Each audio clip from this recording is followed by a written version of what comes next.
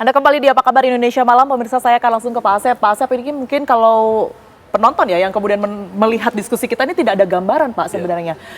Menaiki kapal laut untuk kemudian ini berhaji ini adalah hal baru gitu. Apa sih sebenarnya yang harus dipersiapkan? Mungkin secara fisik, kondisi, setidaknya dari fasilitas juga yang harus dipenuhi selama kurang lebih 8 hari tersebut. Baik, terima kasih. Mungkin kalau kapal tertentu ataupun dari perusahaan tertentu ditunjuk untuk sebagai penyelenggara haji atau sebagai carrier untuk Pak Haji, ya kita tentukan saja misalkan terkait dengan fasilitas gitu kan ya. Di kapal itu AC-nya seperti apa, makanannya seperti apa, kamarnya seperti apa gitu kan ya. Terus juga difasilitasi oleh tenaga medis dan lain sebagainya. Karena memang Indonesia juga memang 75% kan laut. Katanya ada istilah nenek moyang kita adalah pelaut gitu kan. Ada wilayah-wilayah tertentu dia lebih preference naik kapal laut. Karena kapal laut sekarang itu nyaman, Bu Tiara gitu. Ada pin stabilizer, kapal bisa stabil dan sebagainya. Ada ombak besar pun tidak terasa dan lain sebagainya. Kalau untuk jamaahnya sendiri mungkin Pak, ada yang perlu menjalani pemeriksaan tertentu memastikan dia bisa berlayar atau tidak? Oh betul, kalau gitu kan bisa di screening gitu kan ya terkait dengan penyakit dan lain sebagainya. Mungkin untuk tahap awal segmentasinya orang yang segar bugar dulu gitu kan umurnya yang 50 tahun dan sebagainya. Tapi itu tadi sebenarnya culture untuk naik kapal laut itu tadi. Orang-orang tua, orang-orang asing naik cruise itu mereka tua-tua, Bu. Ada umur 75, umur 80 gitu kan. Jadi kebetulan saya berkecimpung di keagenan kapal pesiar gitu kan, 14 tahun saat itu memang tidak jadi masalah. Mereka enjoy saja, memberikan kebutuhan dan sebagainya. Karena kapalnya juga memang bagus, Pak, gitu kan. Nah, dan bagus memang itu yang aman, membedakan gitu. Yang membedakan kapal tahun 79 yang tadi sempat diceritakan oleh Pak Mustoli begitu ya. Ini perbedaan dari memang spesifikasinya saja kah atau memang juga secara rute berbeda, Pak? Baik. Terkait dengan spesifikasi kapal yang 40 tahun lalu berbeda tentunya. Itu tadi sekarang itu kapalnya lebih besar, AC-nya lebih modern, fasilitasnya juga lebih lengkap gitu kan. Ada pin stabilizer, kapal itu berjalan di laut itu kalau ada ombak besar itu tidak begitu terasa gitu kan, seperti itu. Ada seperti itu. Makanya orang-orang Indonesia juga mohon maaf, ngantri mereka naik kapal turis. Kurang lebih 35.000 orang gitu ya, naik kapal cruise di luar negeri, di Eropa gitu kan. Karena memang sudah tahu nikmatnya naik kapal. Secara rute pun juga berbeda. Di Singapura, ya saya pernah naik Sapphire Princess misalnya dari Princess Cruise. Itu orang di Indonesia banyak, penumpangnya 2.000 Sapphire Princess itu. Beli hari ini untuk tahun depan berangkat, itu mereka rela. Nah di haji juga kenapa tidak? Waktu itu makanya ini pengkajian itu harus holistik dan komprehensif lah. Kaji dulu benar-benar dari sisi regulasi gitu kan, operasional dan lain sebagainya, holistik. Jadi end to end gitu kan, supaya itu tidak menjadi masalah baru, dikaji betul gitu kan. Terus yang terakhir seperti dengan Prof. Trubus tadi, perlu adanya willingness dari pemerintah. Setelah komprehensif itu ya tinggal willingness yang kuat, strong willingness bagaimana gitu kan.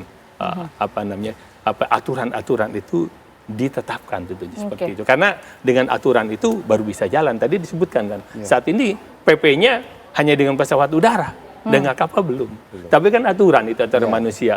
Aturan manusia itu relatif dan subjektif. Benar hari ini belum tentu benar 2 hari kemudian.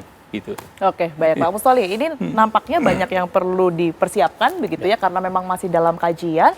Tapi kalau dari pihak Anda sendiri, apakah juga nantinya akan mengadakan semacam uji coba begitu Pak, memastikan semuanya apa yang kurang dan apa yang perlu ditambahkan? Ya tentu kita juga selain fakta-fakta dan kemudian tadi empirik yang disampaikan oleh Pak Asep begitu ya, kita juga mengkaji dari aspek kesejarahan sebetulnya Pak. Misalnya sebetulnya kan penyelenggara ibadah haji dengan menggunakan jalur laut itu kan justru dari dulu menggunakan laut. Dulu kan perahu kapal layar gitu ya, kemudian kapal uap dan kemudian semakin kesini semakin modern dan kemudian menggunakan pesawat terbang kan begitu ya. Nah memang dalam catatan zaman dulu Pak, itu kira-kira di tahun 52 ada juga peristiwa dari 18.000 jamaah haji yang menggunakan kapal laut itu ada 2.000 orang meninggal misalnya dalam proses perjalanan pulang pergi. Kemudian sebelum kita sendiri secara mandiri memberangkatkan jamaah ke Arab Saudi, itu kan dulu kan ada namanya agen Herclots namanya, Herclots yang kemudian harus kita transit di Singapura dulu, baru dari sana. Nah itu artinya ini kan kita punya kesejarahan yang cukup identik sebetulnya dengan penyelenggaraan ibadah haji. Hanya tadi yang hari ini kemudian masyarakat menolak itu soal mindset saja sebetulnya, Pak. Mindset pertama tadi lama gitu ya. Tapi BPH juga menolak, gitu. Pak Mustoli. Iya, saya kira BPH kan sudah diperintahkan oleh Pak Prabowo bagaimana kemudian penyelenggaraan ibadah haji itu kan lebih efisien biaya dan tentu waktu dan salah satu yang sedang kenapa BPH kemudian menolak begitu ya. Saya bisa memahami, Mbak. Kenapa? Karena BPH sedang mengkaji bagaimana kemudian waktu tinggal jamaah haji di Arab Saudi itu bisa dipangkas. Dari yang sekarang ini 40 hari, ingin dipangkas kemudian menjadi 35 atau 30 atau bahkan misalnya sama kayak haji khusus misalnya. Itu kajian mereka di situ. Kenapa? Kalau masa tinggal di Arab Saudi itu bisa dipangkas, otomatis akan terjadi efisiensi yang signifikan. Nah, tapi di sisi lain kemudian Pak Menteri Agama mewacanakan terkait dengan menggunakan jalur laut. Nah, ini kan seolah-olah kalau jalur laut menggunakan mindset zaman dulu itu kan berbulan-bulan. Tapi menurut Pak Asep kan bisa berapa tadi Pak? 7 hari. 8 hari. 8 hari. Berarti memang bolak-balik jadi 16 hari ya. 16 hari. Iya. Nah, ini pertanyaannya kemudian adalah menyangkut waktu tempuh dan kemudian jarak dan proses itu. Baik. Setelah kemudian jamaah sudah sampai di sana, mereka berapa hari? Sedangkan pulangnya kan butuh 8 hari nih. Betul. Nah, ini yang kemudian waktu saya kira mereka di tanah suci teman-teman BP Haji kemudian memang agak keberatan dengan wacana yang disampaikan oleh Pak Menteri begitu. Menarik kita membahas mengenai BP Haji begitu ya Pak Mustoli. Kalau per tahun 2026 kan sudah berganti ya penyelenggaraan ibadah haji ini nantinya akan menjadi tanggung jawab BP Haji. Kalaupun nanti akan menjadi tanggung jawab BP Haji akan seperti apa ya? Karena kan BP Haji sendiri keberatan menolak berpindah gitu ya. Dan desainnya akan berubah atau tidak tergantung kemudian politikal DPR Komisi 8 khususnya atau Panja Undang-Undang RUU Haji ini itu apakah bisa mengejar target kemudian bulan September itu bisa ketok palu berubah undang-undangnya dan memberikan kewenangan undang-undang itu kepada beralih dari Kementerian Agama ke BP Haji. Kenapa Pak? Ini sudah sangat krusial. Arab Saudi sudah mengeluarkan timeline penyelenggaraan ibadah haji tahun 2026 dan Juli paling lambat Agustus itu kontrak-kontrak pemondokan hotel itu harus sudah dieksekusi. Nah, pertanyaannya kemudian dengan kondisi transisi seperti ini siapa yang akan bertanggung jawab? Nah, itu dia. Pertanyaan untuk Pak Trubus juga. Anda melihatnya seperti apa Pak Trubus? Kalau toh nanti ada semacam masukan-masukan atau hal-hal yang tidak efisien begitu ya berkaitan dengan adanya wacana ini, sementara juga ada peralihan ke BP Haji dan kita ketahui bahwa BP Hajinya mungkin agak keberatan dengan adanya wacana ini. Protes-protes atau masukan-masukan masyarakat ini bisa menjadi tanggung jawab siapa Pak Trubus? Kalau tanggung jawab tadi ini Mbak, dua pihak yaitu Kementerian Agama dan BP Haji itu. Karena apa? Karena masa transisi itu memang menjadi kewenangan dua lembaga itu.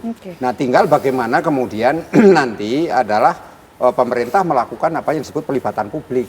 Karena apa? Karena ini kan menyangkut bagaimana publik disediakan pilihan selain naik pesawat, ada naik ini kan perlu. Nah, karena itu kalau Kementerian Agama ini kan dia punya sampai ke kabupaten kota kan ada dinasnya Mbak. Jadi kan mensosialisasikan minta pendapat kepada masyarakat, dialogkan dulu seperti apa. Karena apa? Bisa saja kan Indonesia negara pulau-pulau ada 17.000 pulau loh Mbak kita ini dan pelabuhan-pelabuhan yang siap yang mana kan harus dibeberkan lah, di mapping seperti apa.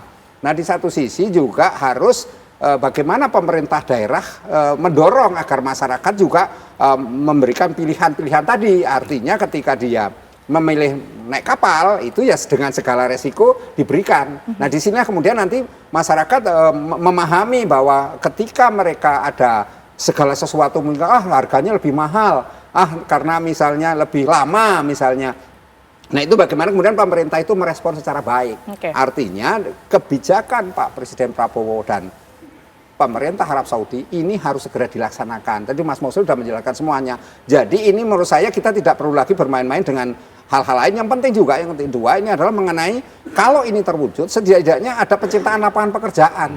Ini yang penting sekali. Indonesia dalam posisi, ya jujur-jujur saja, lapangan pekerjaan sangat sulit dan belakangan ini diskusi tentang itu kan panjang, artinya malah suruh ke luar negeri lah yang apa. Menurut saya ini kesempatan, karena ini kan juga akan menunjukkan pertumbuhan ekonomi. Jadi harus dihitung secara itu. Kita nggak usah berpikir romantisasi era dulu zaman begini, zaman baula kita sudah nggak perlu pakai istilah mitos, kita logos saja lah, yang logis-logis saja seperti apa ya supaya kita tidak terperangkap, terjebak dalam situasi di mana kemudian kita akhirnya ya tertinggal, sementara Arab Saudi sudah mengubah dengan cara kebijakan seperti itu. Kita tinggal merespon aja, ikuti semuanya. Kalau memang 2026 harus sudah dilaksanakan, tinggal tanggung jawab siapa? Kementerian Agama, BPHJ duduk bersama.